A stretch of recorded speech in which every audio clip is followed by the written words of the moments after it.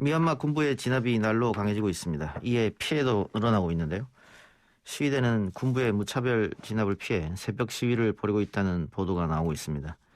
미얀마 국민 심정 들어보겠습니다. 한국에서 거주 중인 미얀마 분이죠. 카잉 모택 제한 미얀마 청년 통합연대 대표 연결하겠습니다. 대표님 나와 계십니까? 네, 안녕하세요. 예, 안녕하십니까. 우선 한국에 오신 지 얼마나 되셨어요? 네, 처음에 13년도에 학교 다니러 왔다가 예. 2015년도에 들어갔다가 18년도에 다시 와서 지금까지 살고 있습니다. 예, 18년도에 다시 들어온 이유는 어떻게 해서 들어오셨습니까? 여기서 한국에서 일을 하면서 살려고 다시 들어왔습니다. 예, 그 유학 와서 공부하시다 보니까 한국이 괜찮았던 나라인 모양이죠? 네, 맞습니다. 예. 자, 제한 미얀마 청년 통합연대 대표라고 소개해드렸는데 어떤 단체인지요?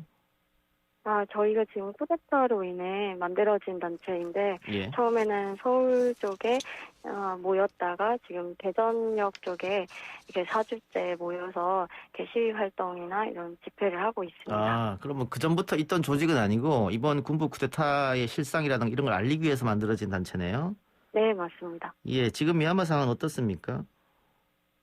지금 미얀마 상황은 되게 좋지 않습니다. 예. 네, 인터넷이 다 끊기고 대부분 지역에서 그래서 모든 정보를 저희가 알 수 없는 상황이에요.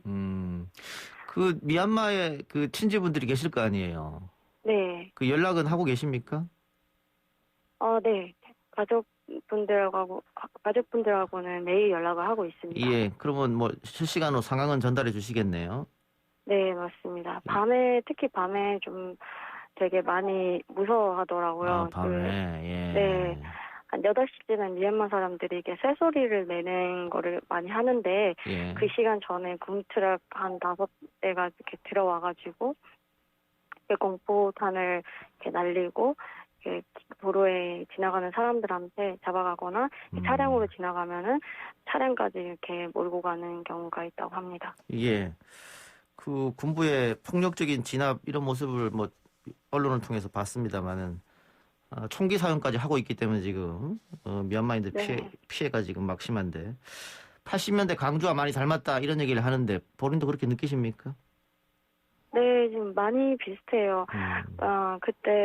그래서 한국 분들이 많이 이게 공감을 해주고 도와주시는 것 같은데, 네, 제가 봤던 화려한 휴가나 이런 영화나 뉴스 봐서는 예. 지금 미얀마 상황이 좀 더 심각한 것 같아요. 예. 지금 미얀마는 경찰이나 군인들이 하는 짓을 보면은 정말 비인간적이고 비양심적인 이들이 정말 많습니다. 밤에 체포해 가서 아침에 고문당한 시체가 돌아온다거나 아직 숨을 붙어 있는 학생들을 그냥 화장했다라는 그런 얘기들도 있습니다. 그 정도까지? 네. 네. 그래요. 저희도 80년 광주를 겪었기 때문에 지금 미얀마 상황이 누구보다도 다른 어떤 국가 국민들보다도 마음이 와닿는 상황인데 그래서 우리 국민들도 많이 연대의 의미 또 연대 의지를 밝히고는 있습니다만 우리가 할 수 있는 일이 무엇일까요? 미얀마인들은 우리 대한민국 국민에게 어떤 걸 바랄까요? 지금 저희는 지난번에 김영호 국회의원님하고 어제 장철민 위원님하고 면담을 했어요. 예. 그래서 두 분한테 저희 무민정부 CRPH를 인정해달라. 그리고 지금 이게 제일 급한 일이고, 그리고 군부랑 관련된 미얀마 기업들랑 협력을 중단해달라고 요청을 했어요. 예. 그게 그 두 개가 제일 크게 한국이 미얀마에 도와드릴 수 있는 거라고 생각합니다. 왜냐면 지금 미얀마 군부는 이렇게 자금이 이제 필요한 상황이라고 알고 있거든요. 왜냐면 지금 미얀마 뉴스들이 보면은 은행이나 군부에서 운영하는 은행에 하루 출금 한도가 한 20만 짝, 50만 짝 그렇게 돼 있어요. 그래서 그거 보면은 미얀마 군부에 지금 자금이 없는 상황인 것 같아요. 그래서 그걸 경제 제재를 계속 해줘야 우리가 이렇게 계속 군부랑 싸울 수 있을 것 같습니다. 예. 그래서 군부에 자금을 대는 미얀마 기업과의 협력 중단을 국회에 가서 호소하셨는데 국회의원들이 어떤 답을 주시던가요? 저희가 그것 말고도 뭐 한국에 거주 중인 미얀마 사람들께 거주 허가 관련해서도 요청했는데 그렇게 해주기 쉬운 그런 것들은 바로 해줬다. 예. 그런 조금 경제 이런 부분 관련해서는 본인들도 지금 이게 어떻게 되어 있는지 추측을 하고 다시 조사를 하고 그다음에 그렇게 조치를 하겠다라고 말씀을 예. 해주셨어요. 우리 80년대에도 군부에서 강경 진압 또 실탄 사격 이어지다 보니까 네. 민간인들이 무장을 할 수밖에 없는 그런 상황이었는데 그 미얀마도 그럴 가능성이 있다 이런 얘기도 나오는데 어떻게 보십니까? 네, 내전을 말씀하시는 건가요? 예. 가능성이 있다 이렇게 얘기하더라고요. 이번에 우리는 그 CRPH라는 정부가 있잖아요. 예. 그래서 지금 CRPH에서는 소수민족 무장 세력들이랑 계속 미팅을 하고 있고 협력 상황들을 계속 이야기하고 있고 그리고 CRPH랑 그런 소수민족 무장 세력들이 손을 잡아서 이렇게 민주당 연방군을 만들어갈 예정입니다. 그렇게 예. 만들어서 미얀마 군부를 아예 이렇게 없앨 기획이고 최대한 우리는 피를 안 보고 평화롭게 갈 수 있는 방법을 찾을 건데 끝내 군부가 이게 권력을 쥐고 있고 사람들한테 더 많은 피해를 끼치려고 하면은 아마 우리 CRPH 정부도 방안을 더 세울 것 같습니다. 쿠데타 세력이 1년 정도만 이렇게 유지하고 1년 뒤에는 다시 선거를 치르자 이런 얘기를 했었는데 그 미얀마 국민들은 그게 불가능하고 그게 말이 안 된다 이렇게 생각하는 모양이죠? 네, 아시다시피 그 88 때도 이런 일이 있었고 지금도 이런 일이 있다는 게 1년으로는 끝나지 않을 겁니다. 예. 그리고 이번 쿠데타가 생긴 이유도 이게 2008년도 헌법 때문에 이게 이번 2008년도 헌법에 언제든지 이 쿠데타를 일으킬 수 있게끔 이렇게 만들어졌어요. 예. 그 공부가 만들어놓고 이 헌법도 못 바꾸게 만들어놓고 국회에 25%의 국민들을 집어넣어서 이렇게 헌법을 바꾸려면은 75% 이상의 투표를 이렇게 받아야 된다는 그게 있는데 예. 전혀 이게 바꿀 수 없게 만들어놓은 거라 군부의 말은 절대 믿으면 안 됩니다. 네. 그 계속 얘기했던 CRPH가 지금 임시정부 역할을 하고 있는데 수지 여사 쪽이 이제 CRPH인 거죠? 네, 그렇다고 예. 말을 할 수 있는데 CRPH에는 지금 우리가 지금 2020년 선거로 이렇게 우리 국민들이 뽑은 의원님들이 이렇게 모아서 하시는 거라 그냥 딱히 NLD라고 짚어서 말하기도 좀 그렇고, 근데 많은 국민들이 NLD를 투표했다는 거 그거 사실은 맞습니다. 미얀마 국민들의 지지는 역시 CRPH 쪽이겠죠? 네, 맞습니다. 예. CRPH가 지금, 하고 있는 것들, 그 모든 것을 미얀마 사람들이 지지를 하고 있고, CRPH의 목소리는 미얀마 사람들의 목소리와 같다. 이렇게 다들, 입장을 내놓고 있습니다. 예. 근데 뭐 계속해서 광주 얘기를 안 할 수 없는데 저희도 80년 광주를 겪고 사실은 그 7년 후에나 이게 대통령 직접 선거제로 바뀌면서 민주주의를 쟁취했단 말이죠. 네. 그 미얀마 국민들도 많이 뭐 광주 얘기를 많이 하실 텐데 어떻게 승리 가능성을 국민들끼리 얘기하나요? 어떻습니까? 지금은 사람들은 멀지 않은 시간 안에 승리할 거라고 믿고 있어요. 예. 조금 힘들고 조금 피해가 많이 가니까 힘이 빠지는 상황이긴 하지만 지금 미얀마 군부는 이게 끝을 보고 있고 우리는 이길 가능성이 많다고 생각을 하고 있습니다. 예. 미얀마 국민들은 국제사회의 개입이 좀 필요하다고 생각하고 있는 겁니까? 어떻습니까? 근데 저 군부는 당연히 내정 간섭이니까 안 된다고 말할 텐데. 국제사회 개입은 필요하다고 생각을 하고 있죠. 물론 경제 제재가 제일 큰 타격일 거고 우리가 직접 싸워야 하는 건 맞지만 국민들의 희생을 덜 하려면 국제사회의 압박이 진짜 중요해요. 특히 유엔에 우리가 제시했던 R2P가 실전이 되면은 그게 제일 좋은 방법이고 그렇지 않더라도 경제 제재나 군부 집안 사람들한테 해외 방문 제재 등 여러 가지 제재 이런 거를 해주시면은 그 미얀마 사람들한테 많이 도움이 될 것 같고, 근데 경제 제재뿐만으로는 이번 일이 끝나진 않을 겁니다. 예. 이렇게 지난번에도 저희가 26년 동안 이렇게 제재를 당했지만 결국 나라의 그 자원들을 중국에 팔아서 군사 정권이 계속 되었죠. 그래서 이번에는 이렇게 모든 방법을 한 번에 써서 싸워야 할 때라고 봅니다. 예. 군부 뒤에 뭐 중국이 있다 이런 음모론 같은 얘기도 많이 돌던데 그건 어떻게 보세요? 미얀마 사람들이 그거 다 인정하고 있고. 인정하고 있어요? 예. 네, 왜냐면은 지난번에 미얀마의 중국 공장이 불났는데 바로 중국 대사관에서 이거 바로 처리해라라고 하더니 그 한나절 만에 이렇게 계엄령도 내리고 그랬던 거 보면은 중국에서 이번 쿠데타를 시켰던 거 아닐까? 중국에서 뒤에 조정하고 있는 거 맞다. 뭐 이렇게 미얀마 사람들 생각하고 있어요.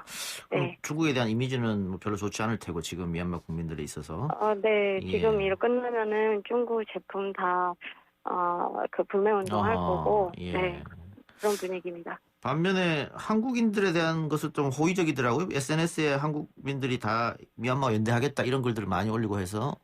네, 맞습니다. 지금은 SNS 그 한국 분들이 많이 도와주고 있고 특히 한국 정부에서도 관심을 많이 가져주시고 미얀마 사람들한테 이렇게 끝까지 싸워라 우리가 함께 해주겠다. 뭐 특히 어제 그 장천은 위원님께서는 그 대전역 앞에 우리 미얀마 그 젊은이들이 모이는데 2시간 동안 날씨도 추운데 끝까지 함께 해주셨더라고요. 예. 그래서 그런 것들을 미얀마 사람들이 이렇게 SNS로 인해 알게 되니까 너무 감사하고 있고 중국 제품을 구매하는 대신에 한국 제품을 더 쓰자. 한국 이번에 이렇게 도와주는 거를 다시 이 은혜를 잊지 말자. 뭐 이런 식으로 한국을 엄청 좋게 보고 있습니다. 예. 네.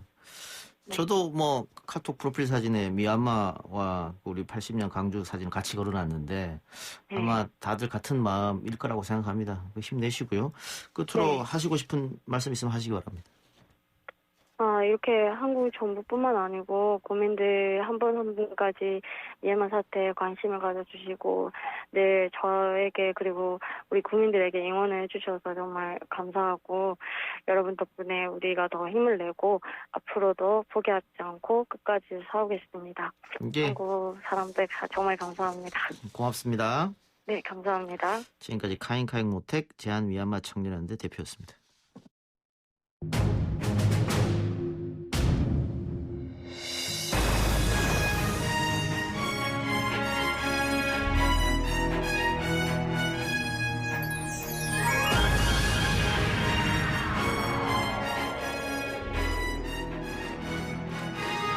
YTN 라디오 이동희 뉴스 정면성부 2부 시작하겠습니다. 뉴스 정면성부에서만 만나볼 수 있는 고퀄리티 정치통부 여의도 정면성부 시간입니다. 더불어민주당 이재정 의원, 국민의힘 박성중 의원 나왔습니다. 두 분 어서 오십시오. 네, 안녕하십니까. 박성중 의원입니다. 네, 이재정 의원님. 네, 안녕하세요. 이재정입니다. 자, 먼저 이야기할 것은 야권의 단일화인데 지금 한창 아마 여론조사를 돌리고 있을 듯합니다. 네네. 어찌됐든 뭐 단일화는 이루어졌다. 예. 축하드리고요. 아이, 감사합니다. 자, 그러면 뭐 결과는 내일이나 모레쯤 나올 것 같은데. 네네네. 그 걱정하는 것은 예예. 그동안 단일화 과정에서 양 진영이 서로 이제 날선 공방이 왔다 갔고 네네네. 오늘까지도 사실 좀 그런 면이 있었거든요. 예. 그래서 만일 누구 한쪽으로 결정이 나면 각 당의 지지자들이 유기적으로 화합이 가능하겠느냐 뭐 이런 걱정이 좀 있더라고요. 네네. 어떻게 보십니까? 뭐 여러 걱정들 많이 하십니다. 예.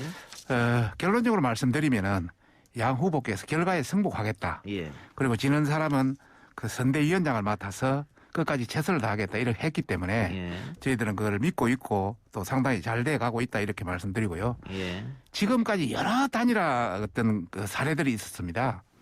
그 단일화 할 때마다 보면은 자기한테 유리하도록 어떤 규칙이라든지 이런 걸 하기 위해서 불협화음과 목소리는 계속 있어 왔습니다. 예. 그런 걸 비교했을 때 이번에는 그래도 대단히 잘 됐다 이런 말씀을 드리고 싶고 뭐 일부에서는 우리 김종인 비대위원장 뭐에 대해서 말씀도 하시는데 김종인 비대위원장 입장에서는 우리 당 후보 지원하는 성격이 돼야 되기 때문에 예. 또 일부 뭐 목소리도 냈고 또 안철수 후보는 그게 대응하다 보니까 일부 뭐 여러 가지 어떤 소리가 있었습니다만은 비온 뒤에 굳어진다고 예. 저는 그것을 믿고 있고 예. 또 이번에 이렇게 서로 불협화음이라든지 이런 상당 부분이 이제 하다 보니까 오히려 이것이 시민들이나 국민들의 관심을 일으켜서 전반적으로 마무리만 잘 되면은 상당히 더 어떤 시너지 효과는 있다 이렇게 저희들은 판단하고 있습니다. 결과는 어떻게 예상하세요?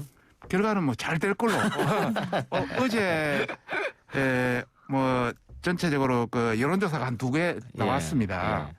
그 중앙일보 입소스 관련해서 보면은 양자 대결이면 뭐 저희들이 단일화되면 한 15% 이상 이기고요. 아, 그건 이따 다시 얘기하고. 3자는 지는 아니, 걸로. 이 두 사람 결과 어떻게 보고 계시냐고. 잘 될 걸로 저는 판단. 누가 이길 것 같이 보시냐고. 지금 아주 막상막합니다. 제가 이제 국민의힘 그 시당위원장이 거기 때문에 예. 뭐 오세훈 후보가 유리하지 않겠느냐 이렇게 생각하고 있습니다. 지금 다들 그냥 팽팽한 싸움이다. 네. 결과를 예측하기 어렵다. 그래서 예. 제가 여쭤봤고요. 예. 자, 여론조사 얘기 나왔으니까 방금 뭐 입소스 여론조사 한 것 또 그것뿐만 아니고 각 방송마다 지금 오늘 여론조사 결과가 쏟아졌는데 민주당한테는 상당히 좋지 않은 결과가 나왔더라고요. 뭐 역시 LH 등등 건 때문이겠죠.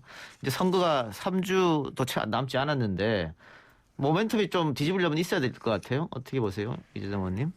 네, 뭐 여론조사 상으로 보든 아니면 뭐 저희가 직접적으로 경청하는 목소리든 간에 LH 사건 등등 일련의 사건 이후에 국민들이 회초리를 들고 계십니다. 예. 그리고 아마 지금 이 시간도 국민들의 더불어민주당의 태도를 보면서 점수를 매기고 계실 것 같은데요. 예. 뭐 얼마 남지 않은 시간 말씀 주신 대로 시간도 얼마 남지 않았고 분위기 반전을 위해서 특별한 묘약을 찾기보다는 원칙적인 입장으로 묵묵한 것을 보여드리는 게 저는 지름길이다라는 생각이 들고요. 지금 국수본에서 투기 관련한 수사도 본격화되고 있고 또 근본적으로는 공직자 투기나 부패 근절을 제도적으로 마련해서 뿌리 뽑도록 만드는 게 이 시기에 있어서 책임 있는 정치 예. 역할이라는 생각에서 당대표 대행 중심으로 해서 TF를 꾸려지는 등의 뭐 생활적폐나 만연한 이런 관행적인 적폐들을 뿌리 뽑는 전화위복의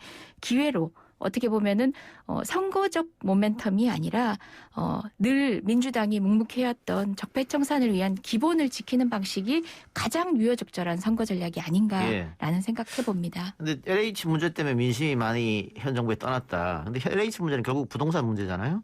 그런데 지금 야권 후보들 서울의 오세훈, 또 부산의 박형준 후보가 내곡동 LCT 부분이 또 있단 말이에요. 여권 아마 이걸로 맞불 작전하지 않을까 싶은데. 예, 뭐 통상 이제 후보 검증이 가장 열정적으로 되는 시기가 이 시기 아니겠습니까? 예. 직을 수행할 만큼의 자격이 있는지 여부를 검증하는 데 있어서 이렇게 드러난 사실들은 아주 중요한 검증 대상이 되겠죠. 예. 특히 그런 의혹들이 예전부터 문제제기가 되어 왔지만 국민들께는 슬쩍 잊혀져 있었거든요. 예. 그런 의혹들이 제기될 때 제가 야당이라면 조금 원칙적으로 설명해내고 설명하지 못한 부분은 사과를 하는 게 마땅한데 지금 뭐 오세훈 후보 같은 경우만 하더라도 이제 거짓말 1, 2, 3 종합 거짓말 세트로 그냥 모면하던데 급급하다가 들통나는 그런 프로세스 계속 밟고 계시거든요. 예. 그래서 그 부분에 있어가지고 뭐 여러 차례 여러 언론에서 언급돼서 제가 일일이 얘기는 하지 않겠지만 어쨌든 뭐 존재 자체를 몰랐다라고 했던 부분이랑 국장 정결이다 또는 뭐 손해봤다 뭐 이런 식의 일련의 이런 변명들이 글쎄요 이제 국민들께는 검증에 충분한 소명이 있었다고 판단하실지 또 여기 예. 함께 나와 계신 우리 박성중 의원님도 아마 그 당시에 서초구청장 역할이셨나요? 그렇다 보니까 이제 이런 대응이 얼마나 국민께는 민망한 대답인지는 알고 계실 것 같은데요. 그런 공세도 공세고 검증도 검증이지만 아까 말씀드렸다시피 정말 길게 내다봐야 되는 게 여당 후보, 여당 선거 진영의 역할이 아닐까 생각합니다. 예, 박 의원님, 방금 얘기했던 내곡동 LCT 문제는 선거에 별 영향이 없으리라고 보십니까? 어떻습니까? 만일 오세훈 후보가 단일 후보가 된다 가정하에 지금 제가 질문드린 겁니다. 오세훈 후보가 된다면 어느 정도 영향은 있겠죠. 예. 그런데 저희들은 10년 전 스테레오를 그대로 또 틀고 있다. 반복한다. 예. 맞지도 않는 이야기를 계속하고 있다. 제가 그 내곡동 땅에 2002년도 기한자입니다. 예. 국장으로서. 예. 그리고 구청장으로서 실행했던 사람입니다. 예. 현장에서. 예. 누구보다도 이 내용에 대해 잘 알고 있습니다. 예. 이번 선거에서 안 될 것 같으니까 그냥 내곡동 땅 또 가지고 나서 똑같이 이야기하고 있는 겁니다. 예. 한 가지 간단히 말씀드리면은 우선 첫 번째 그 셀프 보상 관련해서 뭐 이야기가 길어집니다만은 예, 짧게 해주세요. 예. 2002년부터 시작해가지고 2004년 해가지고 원래 제가 기억할 때는 서울시에 10만 임대주택 건설입니다. 예. 그런데 2004년쯤 돼서 2003년 2월 달에 노무현 대통령이 들어왔습니다. 예. 우리만으로는 임대주택이 그린벨트 지역이 어렵습니다. 그린벨트 해제는 정부에서 해제하는 거기 때문에 그래 100만 호에 포함시키고 그다음부터 2004년부터 쭉 진행돼 왔기 때문에 그 일련의 과정 속에 돼 있는 그런 차원이기 때문에 아니 서울시장 오세훈 시장이 1970년도 50년 전에 예. 부모 그 사모님이 부모로부터 그 유산 받은 예. 그 땅을 이걸 열라고 50년 전에 샀겠습니까? 그런 차원에서 정부의 하나의 과정에 들어갔다 이런 말씀을 드리고 싶고 셀프 보상 손해봤다 하지만은 그 당시 제가 자료를 가져왔습니다만은 그 당시 내곡동의 주변 땅을 가진 사람들 전부 반대했습니다. 예. 이거 하지 말라고 자기들 손해 본다고 다 그렇게 했다는 걸 말씀드리고 싶고 두 번째는 오늘인가 어제 내곡동 갔다고 온 신문에 그걸 이야기하고 있습니다. 제가 그 당시 서울시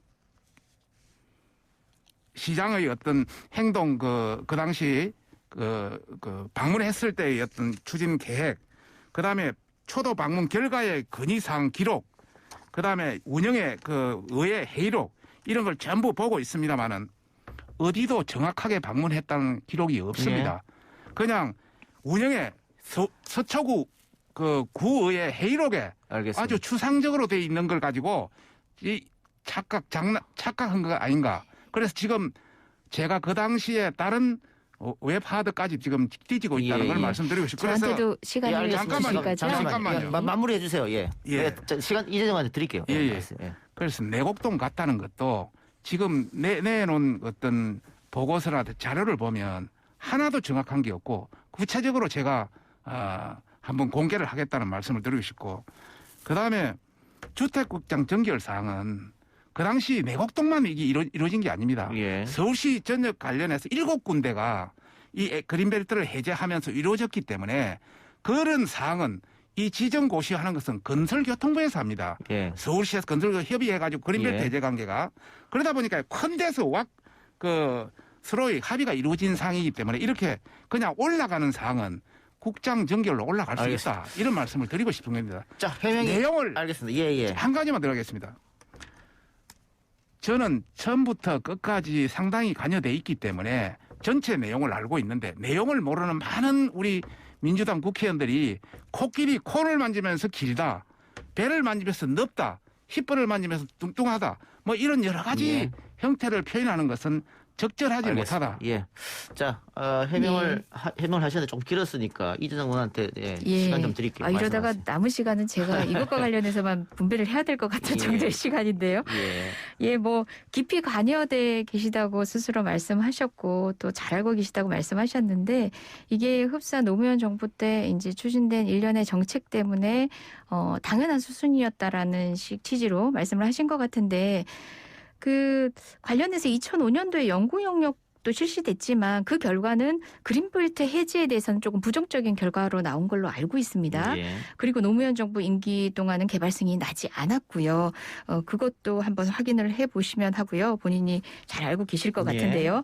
그리고 무엇보다 지금 1년에 뭐 택지 지정이 뭐 국장 정결로 지정된 거다. 큰 틀에서는 합의가 있었으니까라고 말씀하셨는데 그 말씀 그대로 따르더라도 사실상 서울특별시에 그린벨트를 해제해서 택지 숙지가 되는데 국정 정결로 난 걸로 알고 있다라는 취지로 답변을 하셨을 때는 이런 사항에 대해서 국장이라는 지휘체계 안에서 관여하시는 분들 외에는 딱히 본인으로서는 알 수 없고 기타 여러 정치권의 나름의 위력으로서는 이에 접근할 수 없었다라는 항변으로 보이는데 누가 그걸 납득하시겠어요.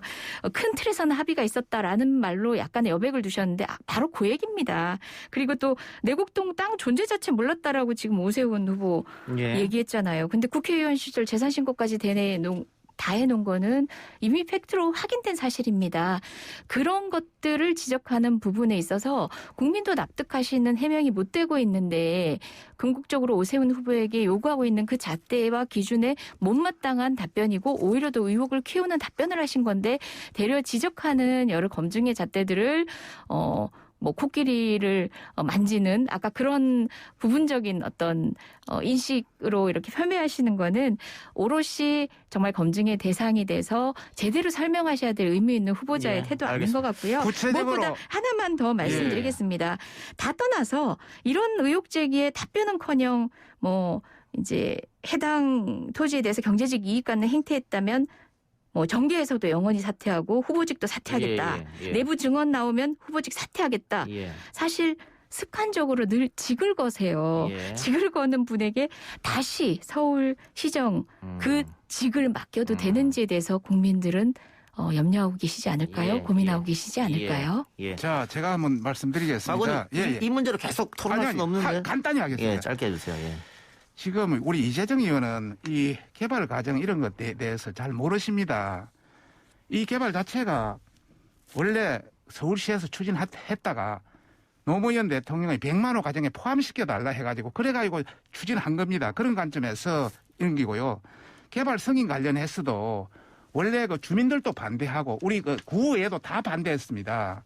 그렇지만은 이 자체가 또 환경 문제 때문에 반대도 있었고요. 그래서 약간의 100% 승인이 안 되다가 나중에 2009년도 된 것이죠. 그 내부에 어떤 여러 가지 절차가 있었다는 말씀 드리고 싶고, 그다음에 존재 자체를 몰랐다 이런 자체는 거기에 대해서는 저도 더 이상 반박은 하기는 좀 그럽니다만, 그러니까요. 소속 재산 신고했을 때 내용은 들어갔지만 통상 우리 이렇습니다. 저도 우리 땅이 좀 있습니다만은 부인의 재산 관련 8분의 1, 50년 전에 산 부인의 재산의 8분의 1에 들어가 있는 부분은 별로 신경을 안 쓸 수 있습니다. 그러니까 재산 신고 안에는 들어갔지만은 그걸 내가 완전히 인지하고 현장에 가보지 않으면 알 수가 없는 겁니다. 그리고 잠깐 지번을 기억하라는 게 아니라 서울특별시 안에 있는 땅인데. 그러니까. 그 정도로 재산이 많아서 무신경하다는 말씀이신지. 그것도 8분의 일반 서민들은 이해가 잘 안 됩니다. 그런 걸 따진다면 지금 문재인 대통령의 그걸 따져야죠. 양산 땅 같은 경우 한번 이야기를 해볼까요? 그것까지 하려고 하면 그러고. 여기서 좀 의원님 이거 좀 마무리해 주세요. 계속 얘기를 할 수는 없으니까 정리를 해주세요. 그래서 전반적으로 봤을 때 분리하니까 이런 걸 터뜨려서 이 사람 저 사람 수십 사람을 끌어들여서 이 하는 거는 정도가 아니다. 저희들이 종합 반박을 하고 싶지만은 우리가 종합 반박을 하면 우리는 예선전을 치르고 있지 않습니까? 그렇죠. 안철수 후보가 예선전을 치르고 있는 상태이기 때문에 가능한 저희들이 판을 키우지 않기 위해서 대응을 자제하고 있습니다. 이것이 끝나고 나면 바로 적극적인 끝나고 나면 바로 대응을 할 예정이라는 말씀드리고 안 그래도 오늘 또 안철수 후보가 이 문제를 지적했더라고요. 지적했는데 어쨌든 유권자들의 현명한 판단이 있으리라고 보고요. 아까 박성주 의원이 잠깐 언급한 중앙일보 조사는 중앙일보가 입소스에 의뢰해서 조사한 결과고요. 지난 19일부터 20일 서울에 거주하는 만 18세 이상 1,002명 대상으로 조사한 결과입니다. 자세한 사항은 중앙선거여론조사심의 홈페이지 참조하시고요.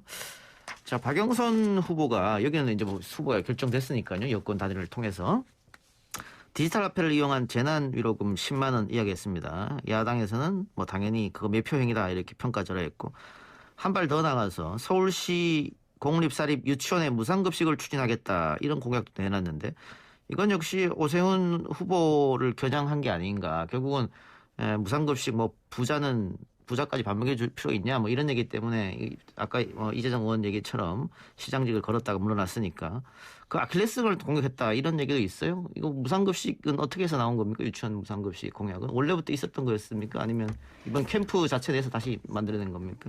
네, 사실상 이제 무상급식과 관련된 교육제도를 지원하기 위한 여러 가지 정책들은 더불어민주당이 견제해온 정책이고요. 그리고 오세훈 후보를 겨냥했다라는 표현이 일부는 맞을 수 있고 일부는 틀릴 수 있는 것이 예. 오세훈 후보를 겨냥해서 정책을 낸 게 아니라 그 정책의 가장 뼈아픈 사람이 오세훈 후보겠죠. 예. 그게 정답이 아닐까, 다른 해석이 아닐까 싶고요. 오세훈 후보 같은 경우는 기본적으로 복지 정책이나 교육 정책에 있어서의 본인의 철학 자체가 정말 직을 걸고 물릴 만큼 이제 우리 더불어민주당이 주장하는 무상 보육, 무상 교육과는 대척점이 있는 분입니다. 그간의 반성을 바탕으로 해서 이제 국민의 요구에 조금씩 바뀌어 가시는지 모르겠지만 그러한 과거에 대한 통렬한 반성 없이는 지금 나아가고 있는 복지의 방향이나 교육이나 보육에 대한 국가 책임에 대한 본인의 진정성을 국민이 얼마나 믿으실지 모르겠고요. 무엇보다 이런 과정 안에서 이건 역시도 정책적 후보 검증의 과정입니다. 그래서 오세훈 후보가 아까 내곡동 땅 문제만큼이나 답변을 하셔야 되는 내용 중에 하나라고 보고 있습니다. 예. 예. 한마디로 디지털 화폐를 이용한 재난지원금 10만 원에는 선신성 매표 행위다. 저희들은 뭐 그렇게 보고 있고요. 예.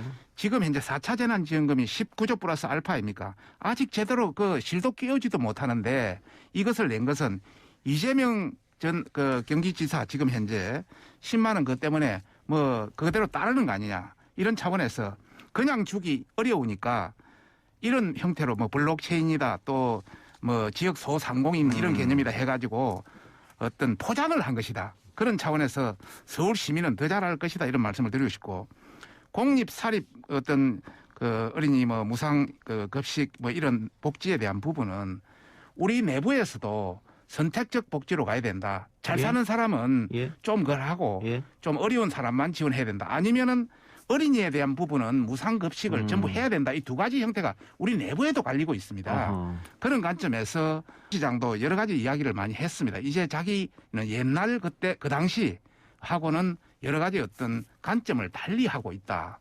특히 어린이에 대한 부분. 그런 관점을 좀 이해해 주시면 하는 바람입니다. 예, 그 디지털 화폐에 대해서 저희도 조금 보강을 해서 말씀을 드려야 될 것 같은데 박영순 장관 중기부 장관을 지내시기도 했지만 기자 시절 또 경제부 기자로서의 전문성을 드러낸 바 있는데요. 그러한 전문성을 기반으로 해서 이제 KS 서울 디지털 화폐는 결국은 프로토콜 경제로서의 전환을 선언하는 것이기도 합니다. 관련된 실험과 병행해서 소상공인 정책에도 이제 경제에도 기여하는 건데요.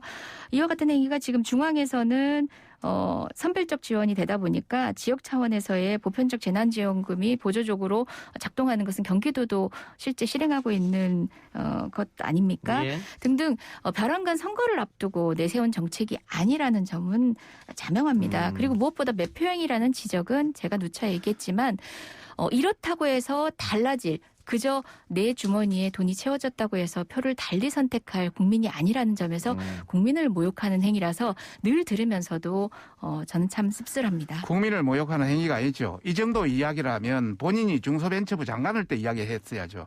이렇게 시장 후보로 나와서 이렇게 말한다는 것은 아니 서울시의 재난지원금을 중기부 장관이 얘기한다고요? 아니 이야기할 수도 있죠. 만약에 그런 아이디어라면 어색하네요. 아니죠. 중기부 장관으로서 대한민국 전체를 이야기할 수도 있고 서울시를 이야기할 수도 있고 부산을 이야기할 수도 있지만은 이제 서울시장 후보 되니까 이런 말이 나왔다는 것은 그거는 결과가 뻔하다 이런 말씀입니다. 그 만일 오 후보가 예선 통과해서 본선 단일 후보가 되면 국민의힘도 어쨌든 뭐 재난지원금 이야기는 할 거 아닙니까? 그럼 만약에 하게 되면 선별적으로 하겠다 이런 생각이신가 모양이죠? 재난지원금이 19조 플러스 알파가 이미 나가고 있지 않습니까? 그런 차원에서 지금 이렇게 또 10만 원씩 한다는 것은 완전한 매표 어떤 표퓰리즘이다. 저희들은 서울시를 들어와서 전반적으로 한번 분석 평가해보고 뭐 보편적 지원하든 선별적 지원하든 부족한 부분에 지원하는 것이 맞다. 저희들은 그렇게 보고 있는 것이죠. 예. 알겠습니다. 자, 서울 이야기는 여기서 좀 마무리하고요. 부산은 짧게 좀 가죠. 자, 분위기는 뭐 국민의힘이 처음부터 지금까지 쭉 좋게 올라왔는데 최근 들어서 박형준 후보의 여러 가지 의혹이 나오면서 주말 들어서 약간 바뀌지 않겠느냐라는 예상이 있었습니다만은 오늘 나온 여론조사 보면 역시 뭐 크게 뭐 요동치는 건 없었습니다. 국민의힘으로서는 어쨌든 계속 이걸 지금의 이런 수치를 유지하고 싶으실 것 같은데요. 뭐 낙관하고 계시지는 않겠죠, 그래도 선거니까. 뭐 선거는 낙관하기는 예. 이러지 않습니까? 예. 그렇지만은 부산 시민들이 다 알고 있고 지금 이것을 엎기 위해서 여러 가지 어떤 박형준 후보의 다양한 행위라든지 가덕도라든지 온갖 걸 다 해도 이렇게 바뀌지 않는 것은 이번 선거가 오히려 정권 심판의 성격이 더 크다 이런 관점에서 하고 싶고 아까 언급했던 그 입소스 중앙일보에서 보더라도 예. 59.3%가 예. 정권 심판을 해야 된다는 이런 게 나오는 걸 보면은 예. 막 거의 충분히 이해할 수 있다 이런 말씀을 드리고 싶습니다. 민주당 지도부는 계속해서 부산에 내려가던데 아마 부산에 조금 많이 공을 들이려고 한 것 같아요. 특히 그 LCT 건물에 자주 찾아가시더라고요. 이게 네. 뭐 어쨌든 요즘 LH건 문제 뭐 이런 게 있기 때문에 LCT 건을 집중 공략하는 게 아닌가 싶은데. 예, 국민이 요구한 공직자의 도덕성이라는 측면에서 LH 공사건으로 촉발된 부동산 적폐에 대한 국민의 그 해명 요구가 있습니다. 그래서 이 부분은 이제 선거에서 응당한 어떤 검증 과정이라고 보고요. 또 검증의 한 주체로서 우리 후보의 장점도 내세우지만 타방 후보가 또 적절한지의 검증의 한 주체이기도 하기 때문에 수순인 것 같고요. 늘 오세훈 후보도 마찬가지고 박형준 후보도 이렇게 이제 항변을 하는 과정에서 대려 국민의 의혹이 커지고 있지 않나라는 생각이 들고요. 결국은 단순한 변명하는 과정에서 조율되지 못한 말실수라기보다는 정말 제대로 해명할 수 없는 상황 탓이 아닌가라는 생각하고 있습니다. 여튼 간에 부산 민심도 저희가 정말 무겁게 받아들이고 있고요. 이 과정에서 특정 묘약을 찾기보다는 반전의 모멘텀에 기대기보다는 사실은 원칙으로 돌아가서 더불어민주당이 기조로 내세웠던 온갖 적폐에 대한 원칙론적인 입장들을 국민께 설명드리는 게 맞다는 생각입니다. 보여드리겠습니다. 예, 아직도 적폐합니까? LH 보면은 현 정부에서 들어와서 쌓인 신적폐가 훨씬 많다 보이는데 예. 위도 썩었고 아래도 썩어가는데. 그래요. 방금 박성중 의원이 언급한 여론조사 59.3% 4.7 선거에서 정권 심판해야 이 수치는 지상파 방송 3사가 의뢰해서 입소스 코리아 리서치, 한국 리서치 세 여론조사 기관이 조사한 것입니다. 20일, 21일 양일간 서울 유권자 1,600명이 조사했네요. 아까 중앙일보 의뢰랑 조금 다른. 조금 다릅니다. 입소스 해서 3사 합동입니다. 조금 다릅니다. 알겠습니다. 자, 하나만 더 해볼까요? 한명숙 전 총리 모의 위증 의혹 박범계 장관이 수사지휘권을 행사했는데 검찰이 다시 무혐의 처분 기록 최종 결정했습니다. 여당에서는 결국 검찰의 자기 식구 감싸기 또 검찰 개혁이 계속돼야 할 이유 이게 드러났다 이런 입장인 거죠? 네, 맞습니다. 지금 법무부 장관이 수사 지휘를 한 건 역시도 특정 사건에 판단된 결과 자체를 주목했기보다는 그 과정에서 절차적 정의를 제대로 발현하고 지키고 있는 검찰인가를 다시 한번 시험대에 올렸던 겁니다. 거기에 대한 결과는 일단 뭐 결과를 우회적으로 수용했다라고 보여지기도 하지만 거기에 대한 결과에 대한 책임은 검찰 개혁의 대상인 검찰과 또 개혁의 주체인 우리 국민들이 요구한 과제를 수행하고 있는 우리 정치권이 져야 되는 거라고 보고 있고요. 예. 무엇보다 저 역시도 변호사하면서 검찰을 상대하면서 늘 느꼈던 정말 과도한 반복 소환이라든지 기타 특정 재소자에 대한 편의 제공이라든지 또 사실은 이런 사람들에게 편의 제공을 해서 정보원이나 제보자를 활용하는 게 정말 일상적이었습니다. 그게 전형적으로 들어있는 게 바로 이 사건이었던 겁니다. 뿐만 아니라 정상적인 소환 조사 방식이 아닌 기록이 남지 않은 방식으로 여러 차례 소환하기도 하는 등등의 제도 물밑에서 정말 정직한 수사라기보다는 원칙에 어긋난 수사를 통해서 본인이 원하는 결과에 짜맞춰가던 검찰이 그간의 행태가 집약된 바로 이 사건이야말로 되짚고 넘어갔었어야 할 사건이고요. 지금 현재로서도 향후 검찰에 대한 적절한 제도 개혁이 어느 방향이어야 하고 국민의 감시, 정당한 문민 통제가 어떤 방식으로 이루어져야 되는지를 살펴보게 된 계기가 된 것 같습니다. 그 동력 충분히 얻은 계기였습니다. 예. 야권에서는 수사 지휘권 발동 자체가 애초물이었다 이렇게 판단하신 것 같고요. 그렇습니다. 결론적으로 말씀드리면 한명숙을 친문 친노 데모 한명숙을 구하려다가 코너에 몰렸다 박근계가 또 여건이 코너에 몰렸다 이런 말씀을 드리고 싶고요. 지휘권 발동 자체가 법률가로서의 판단이 아니고 어떤 정치적 목적, 여건의 기류를 반영한 무리한 발동이라는 걸 첫 번째 지적하고 싶고요. 두 번째는 이것이 대법원 전원 합의체 판결이었습니다. 그런데 이것을 사기죄로 21년 징역받은 사람의 말을 믿고 이걸 뒤엎으려 하는 그런 큰 무리수를 듣고 사법체계의 혼란을 가져왔다. 얼마나 했으면은 친정권 검사들도 불기소의 의견에 동조했겠습니까? 그리고 결과적으로 봤을 때는 이런 지휘권 발동이 크게 잘못됐기 때문에 법무부 장관은 사퇴해야 된다. 저는 그렇게 사퇴까지? 예, 알겠습니다. 지금 어쨌든 법무부에서는 합동 감찰을 이야기하던데 이 대검에서 이 수사 관행에 대해서 문제점은 오늘 조금 인정한 것 같아요. 그래서 감찰에 협력하겠다 이렇게 얘기했거든요. 아까 이재정 의원이 잠깐 수사 관행의 문제점에 대해서 얘기를 했습니다만 그 수사 관행의 문제점들은 박 의원님 어떻게 제도를 마련해야 됩니까? 어떻게 됩니까? 이거는 좀 저도 재판을 받아보고 실제 해보니까 수사 관행의 문제점은 있더라고요. 그런 부분은 고쳐나가야죠. 그러나 이번 사건 관련해서 보면은 어차피 박범계 장관도 불기소를 수용했지 않습니까? 그리고 합동 감찰 카드를 냈는데 그것이 수사 관행에 문제가 있다. 이거 이제 어떤 명분을 잡은 거 아닙니까? 그러나 여기에서 합동 감찰을 통해서 무슨 결과가 나오더라 치더라도 실제 징계 시효는 3년밖에 안 되니까 이게 2010년, 11년 사건이거든요.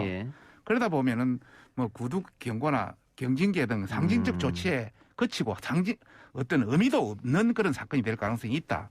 저는 그런 말씀을 드리고 싶습니다. 검찰의 반인권적 수사 관행이 단순한 인권 침해 측면에서의 염려가 아니라 없는 제도 만들어낼 수 있는 정말 무소불위의 권력이라는 점이죠. 법무부 대검 이제 엄정한 합동 감찰 통해서 향후에도 이제 관련된 진상 철저하게 규명돼야 되겠고요. 특히 이번에 대검 부장회의 내에서 관련된 내용이 언론 유출되는 것, 사실 검찰 개혁의 여러 고비고비마다 그런 일 여러 차례 우리가 목도해 왔습니다. 이거 역시도 절차적 정의를 훼손하게 되는 중요한 적폐입니다. 관련된 내용도 감찰 과정에서 충분히 밝혀지길 바랍니다. 비근한 예로 서울시 공무원 간첩 조작 사건 같은 경우에 국정원 직원들은 처벌받는데 맞습니다. 검사들은 하나도 처벌 안 받았더라고요. 네, 맞습니다. 인권의 옹호자로서의 객관적 수사의 의무를 지키라는 요구까지는 하지 않겠습니다.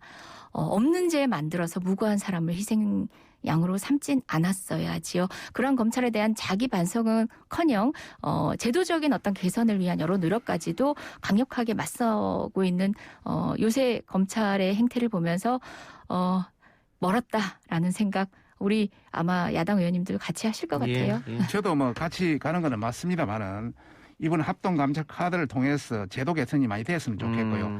지금까지 기소 어떤 율을 보면은 검찰도 마찬가지지만은 법원 판사들도 마찬가지입니다. 경찰도 마찬가지입니다. 굉장히 일반에 비해서 낮습니다. 그렇죠. 이런 어떤 권력기관, 국세청까지 권력기관 전반에 대해서 좀 뭔가 새로운 개혁안을 내고 좀 여야 합동으로 좀 했으면 좋겠습니다. 알겠습니다. 두 분께서 국회에서 노력해 주시고요. 오늘 토론은 여기서 마치죠. 지금까지 민주당 이재정 의원, 국민의힘 박성중 의원이었습니다. 두 분 수고하셨습니다. 네, 고맙습니다. 네, 감사합니다.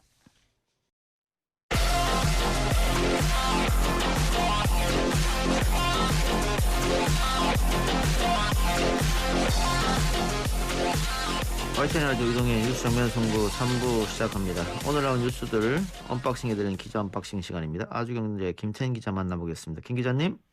네, 안녕하십니까. 김태현입니다. 코로나 상황부터 정리해 주시죠. 네, 중앙방역대책본부는 오늘 0시 기준으로 코로나19 신규 확진자가 415명 늘어서 누적 99,075명이라고 밝혔습니다.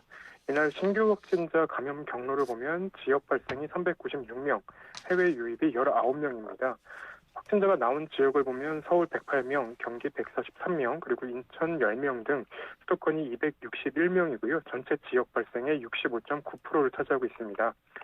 단 사회적 거리두기 단계 조정의 핵심 지표인 일평균 지역 발생 확진자는 약 419명으로 여전히 2.5단계 범위에는 속해 있습니다. 주요 신규 감염사를 보면 소모임, 직장, 체육시설, 장례식장 등의 일상적 공간에서 이제 집단 발병이 이어지고 있는데요. 인천 서구 체육시설과 관련해서는 총 17명이 양성 판정을 받았고 경기 안양, 그 동안 일가족 관련 모임에서는 총 14명이 확진된 것으로 알려졌습니다. 예, 주말이 있었음에도 불구하고 400명대가 계속 쏟아진다. 주말에 검사 숫자가 확연히 줄어드는데 말이죠. 예, 좀 걱정이 되는데 이번 주부터는 한 200~300명대로 좀 내려왔으면 하는 생각이고 한명숙 전 총리 사건 관련 검찰이 불기소 결정을 내린 데 대해서 박범계 장관이 입장을 발표했습니다. 네, 박범계 장관은 이제 불기소 결정에 대해 수사 지휘권 행사 취지가 제대로 반영된 것인지 의문이다라며 유감을 표했습니다. 대검 부장회의를 통해서 다시 판단해 보라는 취지는 최소한 공정하고 합리적으로 보이는 협의체에서 사건 내용을 철저히 파악하고 그리고 담당 검사 의견, 이문정 대검 감찰정책연구관 같은 사건을 오래 봐왔던 사람들의 의견을 진중하게 청취한 뒤에 치열하게 논의하고 결론을 내려달라는 것이 취지였는데 반영이 잘 안 됐다는 겁니다. 박 장관이 또 문제 제기를 한 것은 이제 당일 윤석열 전 검찰총장의 측근인 그 엄희준 부장검사가 회의에 참석해서 무혐의 의견을 밝혔다는 것. 이 엄희준 부장검사는 지난해 모해 위증 교사 관련해서 진정의 당사자이기도 합니다. 예. 그리고 비공개였던 회의 내용이 언론에 유출된 것도 이제 지적이 됐는데 일단은 이 사건 자체가 지난해 이제 시스템의 위증을 교사했다는 의혹을 제기하면서 시작된 사건인데 회의의 진정 당사자인 검사는 나왔지만 증인은 안 나온 겁니다. 뿐만 아니라 이제 비공개였던 회의 내용에 대해서도 검찰의 중요한 의사결정 과정을 누군가 어떤 의도를 가지고 외부로 유출했다면 이는 검찰이 스스로 신뢰를 무너뜨리는 것이라고 박 장관이 지적을 했습니다. 예, 이게 아마 보안 서약서도 썼는 것 같은데 비공개 회의니까. 근데 이게 바로 언론에 유출됐다. 그러면 뭐 또 검찰이 언론 플레이 한 거 아니냐 이렇게 지적받을 수 있으니까 그 부분에 대해서 이야기한 것 같고요. 자, 그러면 공소시효가 이제 끝이 나는데 두 가지 사건이 있었는데 두 가지 사건 다 이제 오늘로 끝이 납니다. 하나는 그 앞에 끝이 났고 어떻게 되는 겁니까? 일단은 오늘 그 입장 발표 이후에 박 장관은 대검이 내린 결론에 대해서 재수사 지휘를 하지는 않겠다는 입장을 밝혔습니다. 예. 이게 사실상의 이제 대검의 결정을 수용한 것이라고 볼 수 있는데요.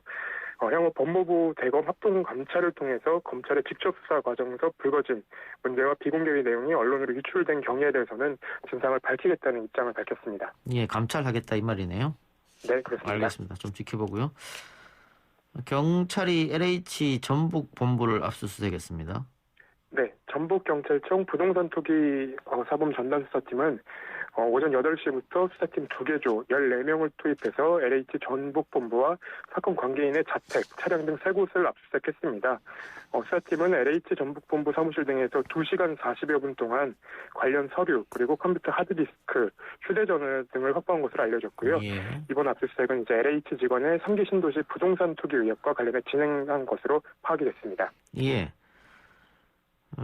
LCT 특혜 분양 의혹도 지금 경찰이 아마 수사를 하고 있는 걸로 알고 있는데 진정서가 들어가서 이게 어떻게 지금 돼가고 있어요? 부산경찰청은 오늘 LCT 특혜 의혹 관련 진정서를 접수한 후에 진정인 및 관계자 진술을 토대로 사실관계를 확인하고 있다고 밝혔습니다. 이번 사건을 반부패 경제범죄수사대 등 18명의 수사관으로 구성된 전담팀에 맡겼고요. 현재까지 10여 명이 참고인 조사를 받은 것으로 알려졌습니다. LCT 최고위급 관계자와 이영복 대표의 아들 그리고 핵심 관계자 등이 소환 조사를 받은 것으로 전해지는데 경찰은 문제가 된 리스트의 용도와 그리고 특혜 분양 여부에 집중적인 조사를 벌이고 있는 것으로 알려졌습니다.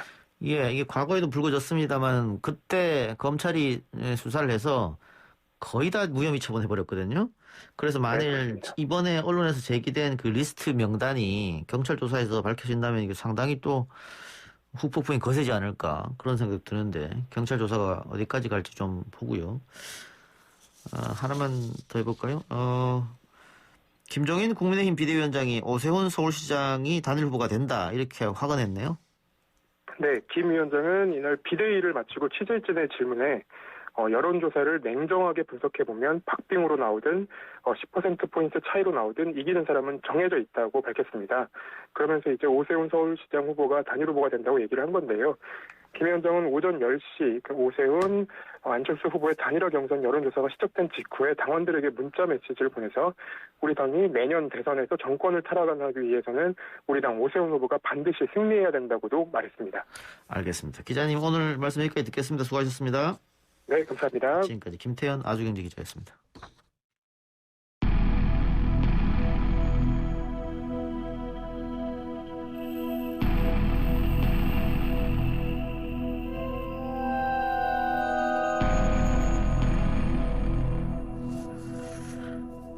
매주 월요일 진행되는 사건 처리반, 미제 사건들을 집중적으로 파헤쳐보는 시간이죠. 뉴스 정면 승부의 사건 처리반장 배상훈 프로파일러 나왔습니다. 어서 오십시오. 안녕하세요. 자, 오늘 살펴볼 사건은 어떤 겁니까? 예, 광주광역시에서 벌어진 농협주유소 소장 살인 사건입니다. 예. 이 사건은 2005년 5월 15일부터 16일 사이에 벌어진 사건이고요. 예. 피해자는 45세의 김모 씨 소장입니다. 예. 당시에는 아침에 직원이 출근해 갖고 주유소의 사무실을 확인하는 과정에서 내실 쪽에 김 소장이 처참하게 죽어 있는 모습으로 발견됐고, 아마도 상당히 둔기로 여러 차례 가격을 당한 모습이었고, 주유소에서 벌어들인 180만 원 정도의 상당의 현금이 사라진 현장 상황입니다. 강도 사건이네요, 그러면? 강도 사건으로 보기에는 예. 너무나도 좀 참혹했다. 왜냐하면 보통 강도라고 하면 필요한 만큼만 살해 의도를 보이는데, 예. 그러니까 제압 의도를 보이는 게 맞는 거죠. 목적이 돈이니까. 그렇죠. 예. 그런데 16번이라고 하면은 오버킬, 그러니까 과잉살상이 보이는 거고, 그것도 하나의 흉기로 그 정도를 내리칠 정도라고 하면 이미 제압된 사람을 더 이렇게 과잉으로 할 이유가 뭐였느냐. 예. 그러면 이거는 다른 이유가 있지 않았을까라고 하는 추정이 가능하게 되는 겁니다. 그러면 180만 원이 도난당했고 사람은 한 명은 사망한 사건인데, 이걸 단순 강도로 보기에는 사체가 너무 처참하다 이 말씀이잖아요. 그렇죠.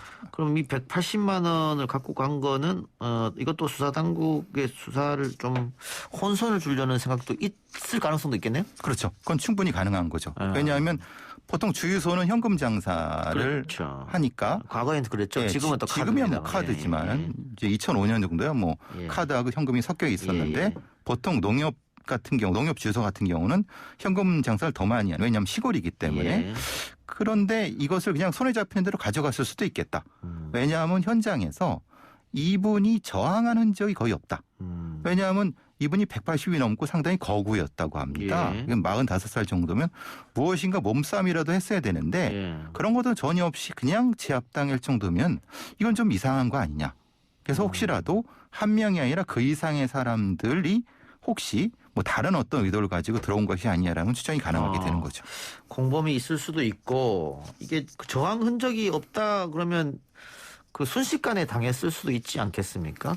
예를 들면은 얼굴을 좀 아는 사람인데 저항 없이 문을 따줘서 들어왔는데 갑자기 뭐 그런 일이 벌어졌다는, 그것도 상상해 볼 수 있는. 그렇죠. 분명히 추정할 수 있는 그런 면식범이라고 하는 가정이 들어가는 거죠. 예. 보통 이런 현금을 다루는 데서는 상당히 경계를 많이 하지 않습니까? 예. 비면식범한 저 외부인한테. 예. 근데 순순히 내실까지 들어왔다라고 하는 거는 아는 사람일 가능성이 높다라고 추정할 수 있는 거죠. 예. 용의자로 지목된 사람이 있었던 것 같네요. 한 명 혹은 두 명이었는데요. 한 명은 이제 이 사람의 건물주가 이제 거짓말 탐지기에서 뭐 얘기 나타나갖고 했는데 이게 해프닝으로 벌어졌고요. 예. 왜냐하면 그 사람이 사실 좀 스트레스를 받는 상황에서 했기 때문에. 나머지는 이분을 그 뒤를 밀어줬던 분, 말하자면 우리가 보통 농협주유소는 조합장이 많이 관여하지 않겠습니까? 예. 그러니까 상당히 조합장이라고 하면 조합 선거가 있는 거고, 사실 아시겠지만 농협 조합장 선거는 상당히 이권이 관련된 부분인 그럼요. 거죠. 엄청나죠. 그렇죠. 예. 근데 그 선거가 바로 코앞에 있었고, 그러니까 그 조합장의 오른팔이었다고 합니다. 이 김 소장이. 근데 그 과정에서 상당히 뭐가 문제가 있지 않았을까? 그렇다고 하면 지금 이 상황은 혹시라도 사건과 관련이 있지 않을까라는 추정이 돼서 두 사람 정도가 추정이 가능하게 됩니다. 예. 그럼 어떻게 됐습니까? 경찰이 수사에 나섰을 텐데 그 용의자를. 그래서 이제 관련됐고 하면 돈이 관련됐을 거라고 생각을 했을 것이고, 예. 그래서 근데 봤더니 이 김 소장이 그 면세유, 농협은 면세유를 다루지 않습니까? 면세유를 빼돌렸을 정황이 나왔고 그 전년도죠. 2004년 12월부터 그러니까 바로 2달 전까지 3월까지 상당한 양의 그 면세유를 빼돌린 정황이 나타났는데 그게 한 2억 원 된다고 합니다. 근데 문제는 이 돈에 흔적이 없다는 겁니다. 그러니까 만약에 이 돈과 관련된 누구가 혹시 같이 빼돌리자고 해서 해갖고 이건 살해를 했다. 이랬다면 이게 성립이 될 수 있는 거 아닌가라는 추정이 가능한 거죠. 공범으로 같이 돈을 빼돌렸는데 이 김 소장만 사라지면은 그 돈에 어디 간 걸 모르니까 그렇게 해서 살인을 했을 수도 있겠다. 보통 이제 농협주에서 면세유 빼돌리면은 그거를 통장으로 거래하는 것이 아니라 현금으로 다 거래하거든요. 그러니까 차치기를 한다. 보통 차치기라고 하는데 그러면 현금을 가져왔으면 그걸 놓고 분쟁이 벌어졌을 수 있다는 것이 당연한 추정이 되겠죠. 청부 살인 가능성도 있겠네요. 그러면. 그렇죠. 그러니까 지금 상태가 너무나도 거구의 사람이 순식간에 제압됐다고 하면은 면식범과 청부한 사람이 같이 들어와서 공격했다고 하면 그럴 수도 있겠네요. 충분히 가능할 수 있다라고 하는 거죠. 그러면 용의자가 2명 있었는데 아직도 잡히지 않았다면 그 용의자도 결국은 용의선상에서 빠져나갔다는 얘기잖아요. 근데 이제 거기가 좀 그 마을이 참 독특한 게 집성촌 아시죠? 그 용의자의 알리바이를 대는 사람들이 다 친척 관계라는 겁니다. 그러니까 이 경찰이 수사를 하려고 해도 이 알리바이 관계가 이게 합리적으로 성립될 수 없는 상황. 한 달이 건너 다 일가 친척이라는 거예요. 그러니까 경찰이 수사를 들어갔을 때도 너무나 비협조적이었고 그러니까 실제로 이게 그 어떤 상황인지 확인을 못하는 상황에서 알리바이가 모호한 상황에서 사건이 흐지부지 되는 상황으로 이제 끝난 거죠. 그렇군요. 시골에 있는 집성촌이다 보니까 이게 수사에 협조를 잘 해주지 않았다 이렇게 보여지네요. 이제 명시적으로 안 해줬다는 것보다 그냥 입을 꽉 다문 거죠. 그러니까. 그래서 결국은 수사가 결론이 나지 않고 지금 이렇게 왔는데 이거는 결국은 그 사라진 2억 원의 행방이네요. 그 180만 원보다는 그렇죠. 2억 원이 어디 갔을까? 그게 이 사건의 핵심 키라고 볼 수 있겠습니다. 핵심이고 누구랑 그걸 혼자는 못하는 거니까 누구랑 같이 했고 그러면 그 사람이 누구이면서 돈의 행방을 쫓으면은 범인을 잡을 수 있는데 그때 이제 그 CCTV도 없었고 그 관련된 부분에 대한 수사가 거기까지는 못 간 것 같습니다. 또 이게 횡령 부분이니까 계좌로 주고받지는 않았을 테고 현금으로 주고받았을 텐데 그랬기 때문에 알 수 없다. 알겠습니다. 하여튼 경찰로 다시 한번 바라보고 있을 테니까 이 마을 주민들을 다시 한번 만나서 설득하는 게 어떤가 그런 생각도 들고. 그렇죠. 하나 더 해보죠. 전북대 수의대생 이윤희 실종 사건 이거는 너무 유명한 사건 아닙니까? 그렇죠. 탐사보도 프로그램에서도 몇 번을 반복했었고요. 이 사건 자체가 상당히 미스터리한 부분이 있었기 때문에 그 뒤로도 상당히 또 부모님도 계속 찾고 계시고 그런 겁니다. 사건은 전북대 수의학과 출신인 이윤희 씨 당시 29살입니다. 이분이 종강 파티 2006년도에 1학기 종강 파티가 6월 5일 날 있었는데 6월 6일 날 새벽쯤에 실종된 상태였고 그러니까 이제 그거를 알게 된 거는 6월 6일이 현충일이니까 6월 8일 정도에 확인을 하러 갔던 사람들에 의해서 실종됐다는 걸 확인해서 경찰에 신고된 사건입니다. 자, 그런데 그러면 마지막으로 목격된 건 종강 파티입니까? 그렇죠. 마지막으로 종강 파티가 있었고 그때 술을 먹고 이제 이동을 했죠. 집으로 걸어가는 정도의 거리거든요. 어떤 친구가 바래줬다 그런 것 같은데. 그 K씨라는 분이 바래다 줬는데 그 바래다 준 진술을 확인하기 위해서 저도 몇 번 확인을 해봤습니다. 그걸 직접 걸어가면서 확인했는데 그래서 조금 이제 의심되는 부분도 있었는 것은 진술하고 현장 상황이 안 맞았던 부분이 있었습니다. 왜냐하면 이렇게 쭉 따라가다가 그 이윤 씨가 집에 들어가는 걸 확인하는 위치에 있었다고 하는데 직접 가서 보니까 시야가 안 맞는 거예요. 그러니까 그 시야 확보가 안 된다는 거죠.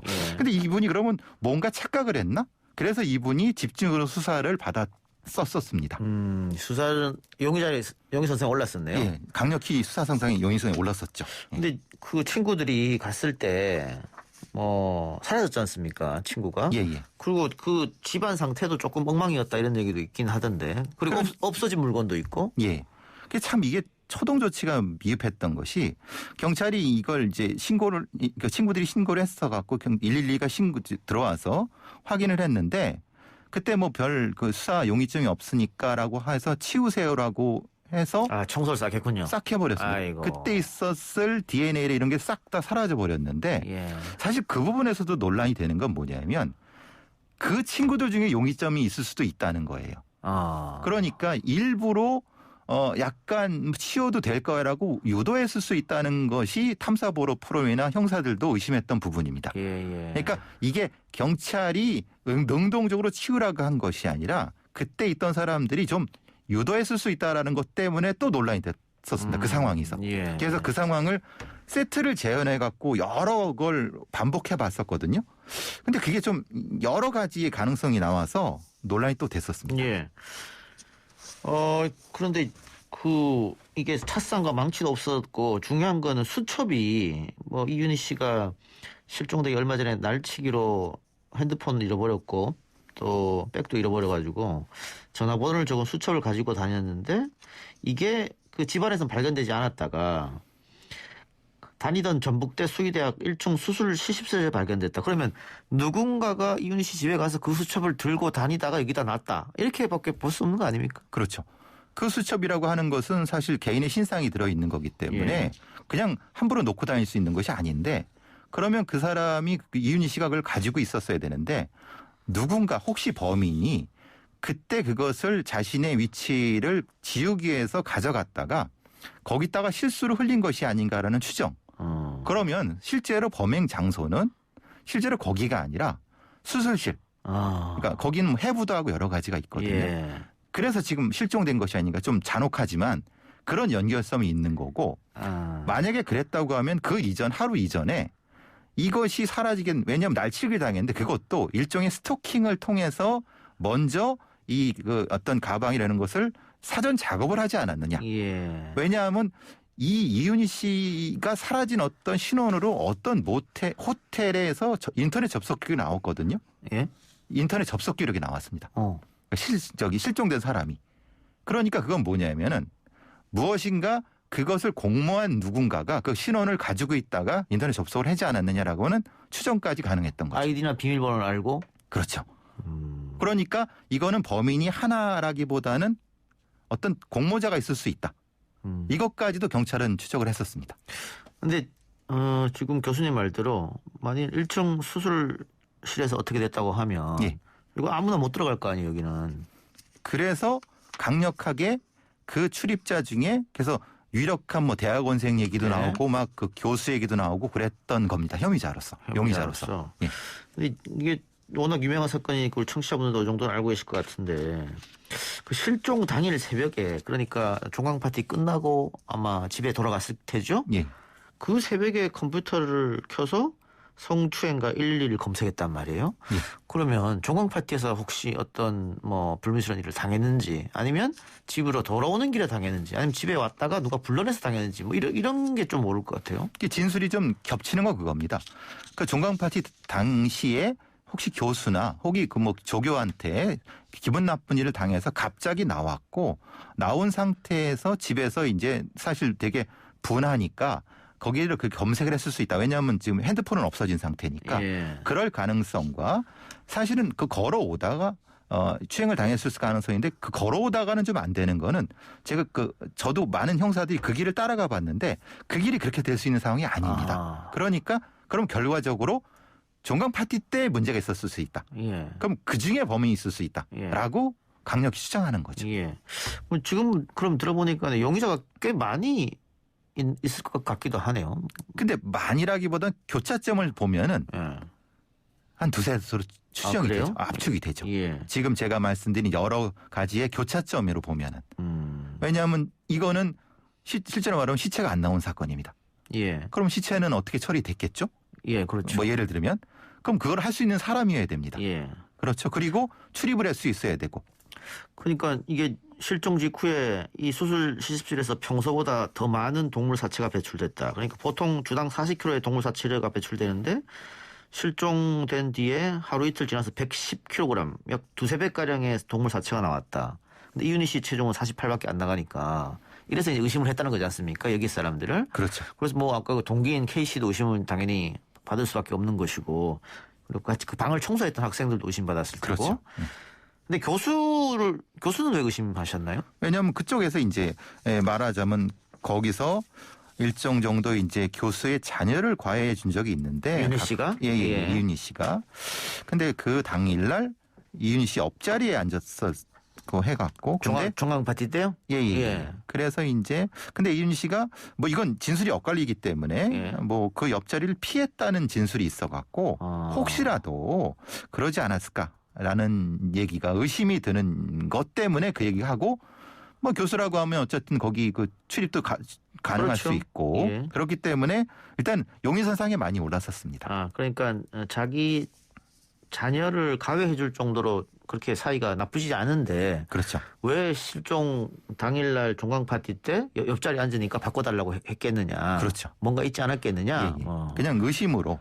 예. 왜냐하면 지금은 용의선에 올라올 수 있는 교차점이 출입할 수 있고 가깝지만은 그 당시에 뭔 일이 있었던 사람 이 정도라고 하고 또 신원을 확인할 수 있고 그러면 대단히 좁혀지지 않느냐라고 하는 것이 당시 수사진의 얘기죠. 요즘 같으면은 그 원룸에 출입한 CCTV만 오픈해도 다 금방 알 수 있는데 그때 당시에는 그런 게 없으니까 참 수사가 어렵네요. 그렇죠. 알겠습니다. 이것도 너무나 좀 미스터리한 사건이고 인터넷 접속 기록도 누군가가 삭제했다고 하니까 분명히 그냥 일반 실종은 아닐 것이다 이렇게 보고요. 전문적인 솜씨라고 합니다. 예. 예, 많은 혹시라도 이 사건에 대해 알고 있으면 조금 제보가 좀 필요하지 않나 그런 생각 듭니다. 오늘 사건 처리반 여기까지 하죠. 지금까지 배상훈 프로파일러였습니다. 감사합니다.